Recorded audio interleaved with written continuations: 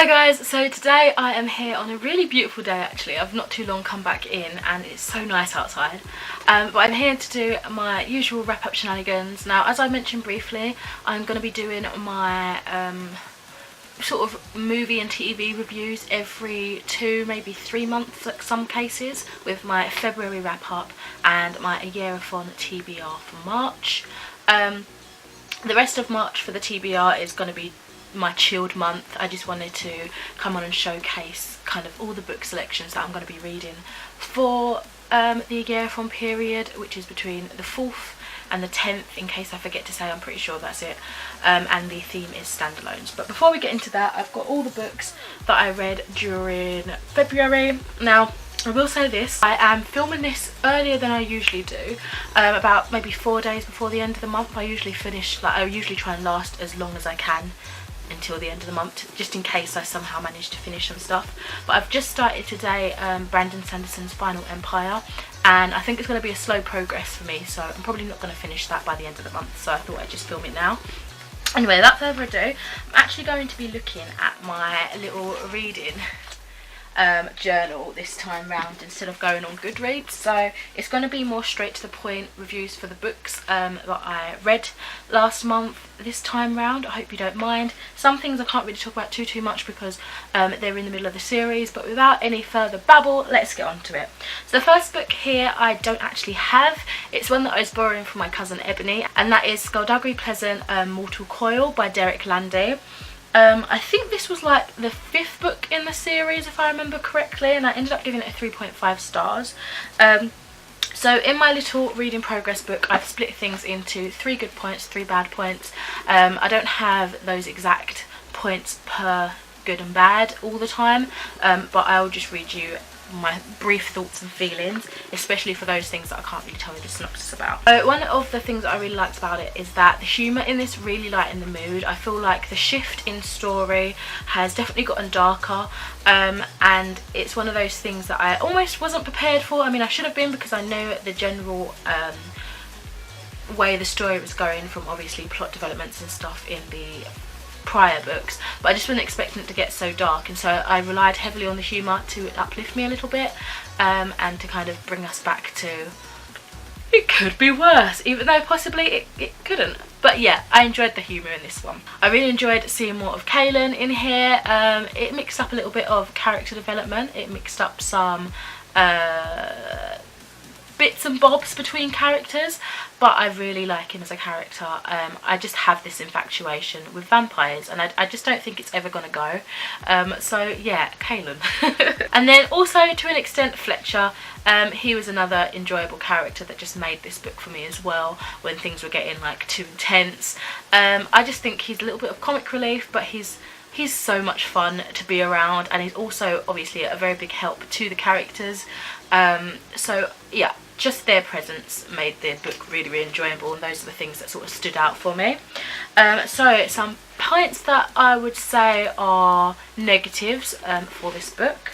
It got really unsettling really fast. As I mentioned, it definitely gets darker in tone, but as I already said, I wasn't expecting it, so it took a turn for me that I wasn't initially here for. I would like to think that I'm slowly going to get used to this shift in tone, but straight off the bat I was uncomfortable with how dark and heavy it got, especially some scenes. Now, I won't say who, but I wasn't expecting some deaths that we got again. That shook me a little bit. It just kind of recentered the shift. I'm going to keep saying that. Like, things I wasn't expecting, deaths, character changes, it made me upset in a weird way. But yeah, it's just because I wasn't expecting it. And then there was the darker scenes that actually made me feel sick. For example, there's a character called Nye in this that is really creepy. That whole scene there, if you guys have read the book, I hope you remember what I'm talking about. That whole scene with Valkyrie and Nye really made me uncomfortable. I felt physically ill reading it, and there were just times like that where I wanted to put the book down and be like, what's happened? It's changed. So yeah, 3.5 stars.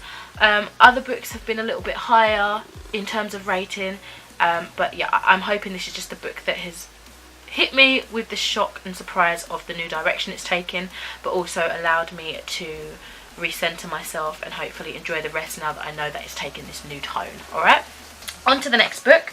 I have here a bind-up edition of Hush Hush and Crescendo by Becca Fitzpatrick. Now if you remember, this was actually on my Instagram choose as my TBR last year sometime. I finished the first book and I wasn't intending to carry on until after I filmed my video, but I've still not finished all the books on that list yet, so I just decided to carry on with the second one. I ended up giving it a 3 stars. In case you didn't know, it's a fallen angel story, romance, teen angst, that sort of thing. I'm not going to go too much into depth for this one because I am still going to discuss it in that future video. But yeah, overall in terms of the bind up edition, I've got 3 stars. But if you were maybe more curious, so you didn't want to wait till the next video, I have my written review on Goodreads and it breaks down what I thought of each book and their individual star ratings as well. So there's that. After that, I finished Harry Potter and the Goblet of Fire by J.K. Rowling. I've got a reading wrap up vlog thing on this as well, so I won't go too much into depth here, but as you guys, some of you may be aware, I've been reading the series for the first time. It's taken a couple of years actually, but I managed to read 2 of the books this year so far, so that's made me happy because before previous dates I've only read 1 book a year, and last year I didn't read any, so it's been going on for a while. It's been a long time coming, but yeah, I ended up giving this a 4.5 stars. If you want to hear more of my thoughts and what I thought about it and you don't mind spoilery businesses, then check out that reading vlog. I've got part 1 already up, which I'll link, because I was reading the Prisoner of Azkaban and then I sort of carried on with this within that reading vlog, but I didn't finish it in the time span I had in mind, so I've got part 2 coming out in a couple of days, I think. I'm not too sure, so I will link that one as well when it's available. After that, I managed to finish a book from the library. I don't know why I said managed, it wasn't a difficult task at all, but that was Black Cat volume 15 by Kentaro Yabuki. So this I gave a 4.5 stars, like the previous book actually, that I just reviewed. So again, I don't want to go too much in this because it is quite a way into the series now. I think there's a complete volume of 20 volumes, I believe, so I've got 5 to go.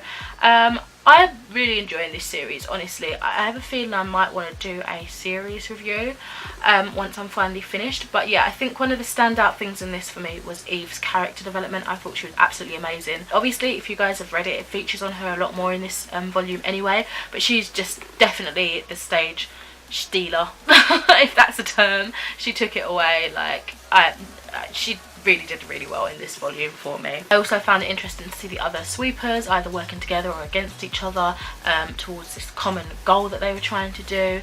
And the only thing that I didn't like about this, I think, is that I find Eve is, during like cover art and in between chapter arts, I find that she's drawn in a uncomfortably sexualized way, and it's known that she's a child.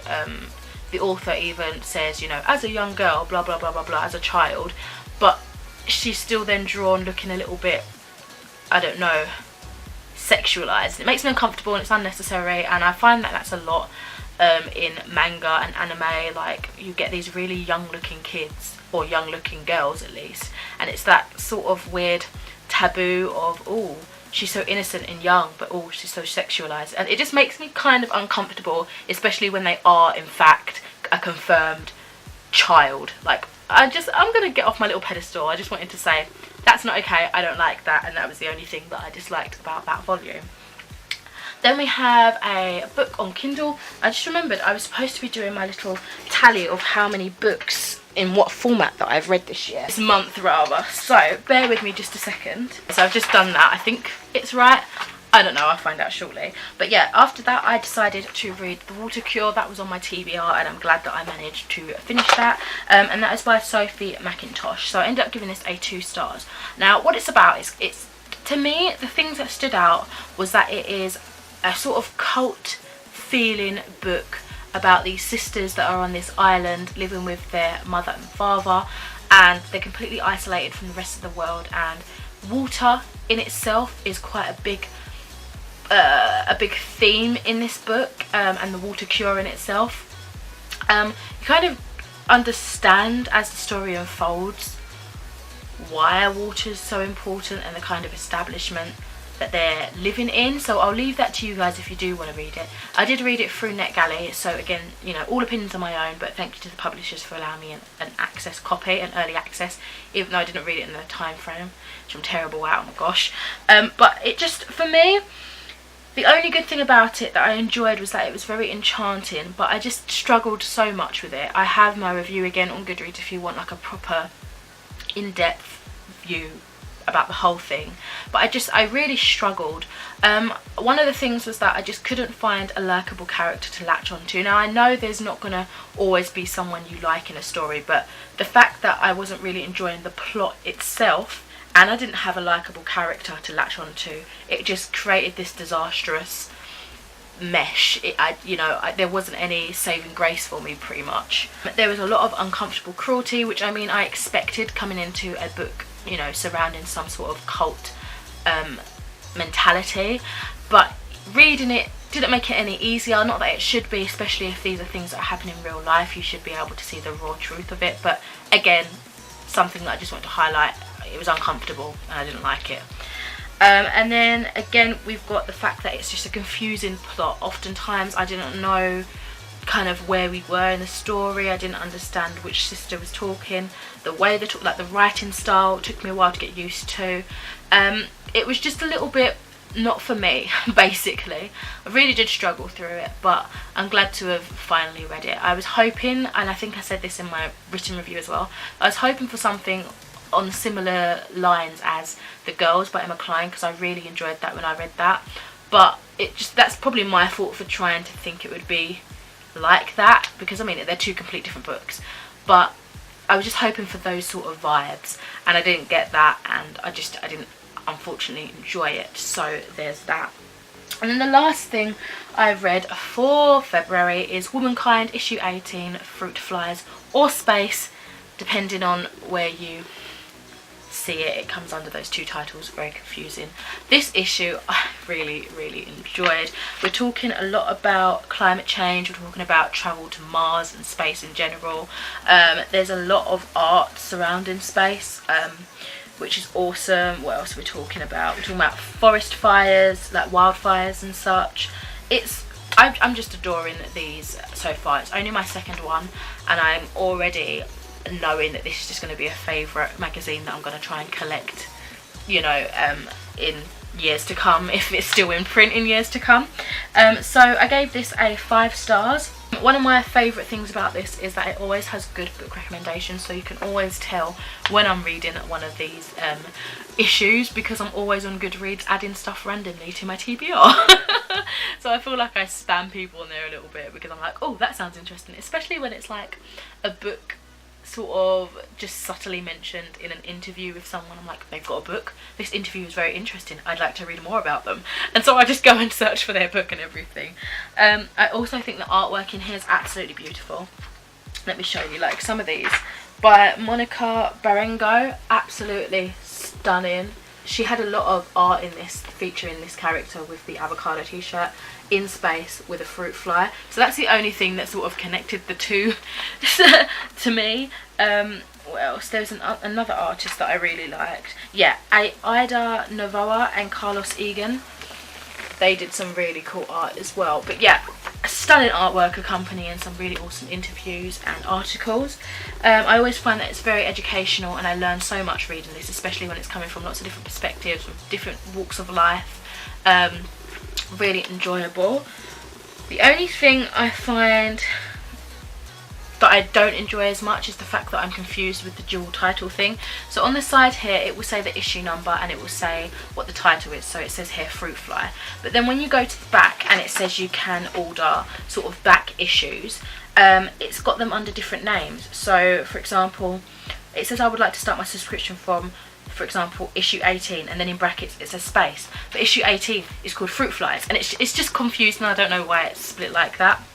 And then lastly, the challenge pages aren't always something that I'm interested in. Like the first time I read this magazine, not this particular one, the one before, which was when I started, they were doing like a cooking challenge thing, and to be honest I didn't really care for it. I wasn't that interested. I read it just because I read things cover to cover, and that's probably my own fault, but it just wasn't for me. And then this one I was like, oh, I was dreading it and I was putting it off, but it was actually about astronomy and I ended up really enjoying it. So I guess it just depends what the topic's on, but I feel like they just go on for so many pages. I'll show you.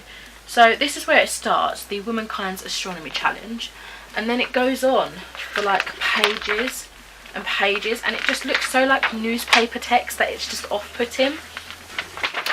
Seeing it's still going on, and then we finally reached the end of it. Do you know what I mean? So yeah, but there's that.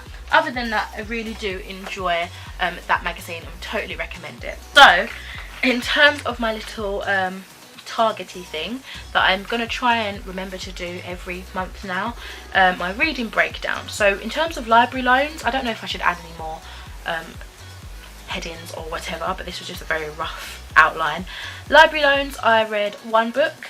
A friend or family borrowed read, I read 1 book. Physical books in general, I read 5. Kindle book, I read 1, and magazine, I read 1. So it just breaks down kind of the categories. I'm not going to do genres or anything like that, just because I'm not too fussed about tracking that. But yeah, those are all the books that I read in January. This video is becoming longer than I was expecting. It's because I've tried a different format and I've read out of my book into the Goodreads, and I'm not used to doing that. But anyway, in terms of my Ayearathon, so again, it's standalones and it is from the 4th to the 10th, I believe. So I've got lots of books that I can categorise. I don't know if you can, no, you can't see over here, but I've got so many standalone books over here. So I've got Stephen King's Elevation. I'm not going to go into depth with these, but this is just a very chilled TBR showing you the abundance of books that I can choose from. I'm not necessarily going to aim to read all of these books. I'm just showing you what I'm going to pick from throughout the month, or specifically throughout the week of the Ayearathon. Then I've got The Good Doctor by Juno Dawson, How to Be Human by Ruby Wax, and then the books that I've physically got in front of me that I can actually show you. There is Conspiracy Theories, published by Igloo Books, and also published by Igloo Books there are Ghosts and the Paranormal. Then I can choose from Horror Store by Grady Hendrix, I think. Doctor Who, The Women Who Lived by Christelle D and Simon Guerra. The Greatest Showman, Forward by Michael Gracie, text by Signe Bergstrom. And lastly, something that I can pick from is the Disney Princess Castle Collection, I think published by Studio Press. So those are all the books that I can pick and choose from throughout in terms of actual standalones. Obviously I aim to be reading different things. For example, my current read, Final Empire. Hope to read a few more bigger novels and maybe crack down on some more of my reading goals for the year. But those are the things that I'll mainly be focusing on for at least a week in March. I have a feeling I'm going to have an opportunity to read quite a lot, especially because the standalone books that I've picked are quite thin generally, so I'm hoping I get a lot of reading done, which will be nice. Okay, and so lastly I am going to be talking about the films and TV that I watched during January and February. This is going to take a lot out of me because it's already a 20-minute long video. Oh gosh. Do you know what? I think I'm going to do something that I'm probably going to regret, and I'm going to leave the wrap up until, I don't really know. I don't really know when I'm going to do it, to be fair. I might leave it until March and the end of March, and do a separate video and do it every 3 months instead. I hope you guys don't mind. I can't be asked to talk anymore, I'm going to be honest, and some of these reviews I go in depth in, and I just can't be bothered to sit here anymore. I feel like I have bedazzled you guys with all the books that I've been planning to read and all the books that I have read, and I feel like I've bedazzled myself as well. So I'm going to call it a day here. I don't want this video to get too long, and I will come back, I promise, at a later date, and I will do the video for the films and TV shows that I watched recently. Hope you don't mind. Bye.